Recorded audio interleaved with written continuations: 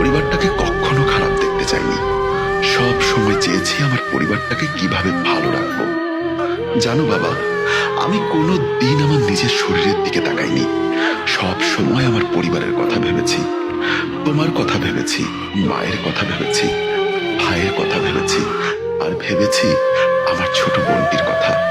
কিন্তু তোমরা কেউ কখনো আমার কথাটা ভাবনি। ভেবেছে আমার ওই পিচ্ছি বোনটা। আচ্ছা মা, শুনেছি সন্তান কষ্টে থাকলে নাকি মায়েরা বুঝতে পারে। কই, তুমি তো কখনো বুঝতে পারোনি আমার কখন মন খারাপ থাকে। কিন্তু আমার ওই পিচ্ছি বোনটা ঠিকই বুঝতে পেরেছে। মা, আমি কি আসলে তোমার নিজের সন্তান নাকি কুড়িয়ে পাওয়া সন্তান? জানো মা, আমি যখন প্রবাসী ছিলাম তখন যত টাকা ইনকাম করেছি সব তোমাদেরকে পাঠিয়েছি। আমি নিজের জন্য কিচ্ছু রাখিনি। বিশ্বাস করো, আমার তো ঠিকঠাক মনেও পড়ে না কবে দুমুঠো ভালো খাবার খেয়েছি। ভেবেছিলাম বাড়িতে এসে তোমাদের সাথে একসাথে বসে দুমুঠো ভালো খাবার খাবো। কিন্তু ভালো খাবার তো দূরের কথা, তোমরা কোনো দিন আমার সাথে বসে একসাথে খাবার খাওনি। জানো, আমার খুব ইচ্ছা ছিল তোমাদের সবার সাথে বসে খাবো, কিন্তু সেটা আর হলো কই। তোমরা তো আমার খবরই ঠিকঠাক নাওনি। খেয়েছে কি খাইনি সেই খবরটাও নেওনি।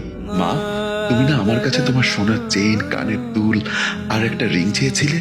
মা, আমি তোমার জন্য সব এনেছি, কিন্তু তোমাকে দেবার মতো সাহস আমার হয়ে ওঠেনি। কারণ তোমরা তো আমাকে কথা বলারই সুযোগ দাওনি। আমার লাগেজে তোমার সব জিনিসপত্র আছে, তুমি নিয়ে নিও। বাবা, তুমি তো আমার নিজের বাবা, তাই না? আমি তো তোমার নিজের সন্তান, কিন্তু তুমি কি করে পারলে আমার সাথে এতটা নিষ্ঠুর আচরণ করতে? জানো বাবা, আমি তোমাকেও খুব ভালোবাসি, কিন্তু তোমার থেকে কোনো দিন একটু ভালোবাসা পাইনি। চেয়েছিলাম বাড়িতে আসলে আমায় একটু ভালোবাসবে, কিন্তু আমাকে যে শুধু টাকা ছাপানোর মেশিন ভাবো সেটা কখনো কল্পনা করতে পারিনি। বাবা, তুমি না আমার কাছে দামি একটা ঘড়ি আর একটা দামি মোবাইল চেয়েছিলে। আমি তোমার জন্য দামি ঘড়ি আর মোবাইল এনেছি, কিন্তু তুমি কোনো দিন আমার সাথে কথাই বলনি। কুকুরের মতো ব্যবহার করেছো আমার সাথে। ভেবেছিলাম জিনিসপত্রগুলো নিজ হাতে তোমাদেরকে দিব, আর হলো না। বাবা, তোমার দামি ঘড়ি আর তোমার মোবাইলটা আমার লাগেজেই আছে, তুমি নিজ হাতে বের করে নিও। মা, তুমি না বলেছিলে ছোট ভাইয়ের জন্য একটা ল্যাপটপ আর ব্যবসার জন্য 5 লাখ টাকা দিতে। মা, আমি ওর ল্যাপটপ আর 5 লাখ টাকাও এনেছি, আমার বালিশের নিচে রাখা আছে। বালিশটা সরিয়ে ওগুলো সুমনকে দিয়ে দিও। কিন্তু আমার নিজ হাতে তো আর দেওয়া হলো না, তাই তোমরাই দিয়ে দিও। বাবা, তুমি না বলেছিলে আমার ছোট বোনের বিয়ের জন্য ওর সোনার চুড়ি, কানের দুল, হাতের বালা, গলার চেন লাগবে আর 3 লাখ টাকা লাগবে। বাবা, আমি আমার পিচ্চি বোনের জন্য সব এনেছি। লাগেজের উপরে চেনটা খুললেই পেয়ে যাবে। তোমরা ভাবছো আমি দেশে এত টাকা পাঠানোর পরও এত টাকা কি করে নিয়ে আসলাম?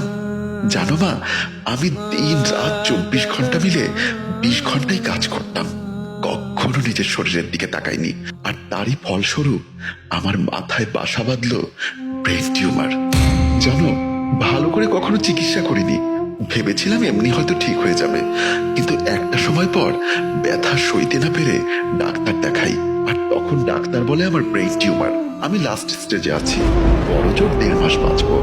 তাই আর কোনো কিছু না ভেবে 24 ঘন্টা কাজ শুরু করি, আর টাকা জমিয়ে তোমাদের সব চাওয়া পূরণ করে দেশে আসি।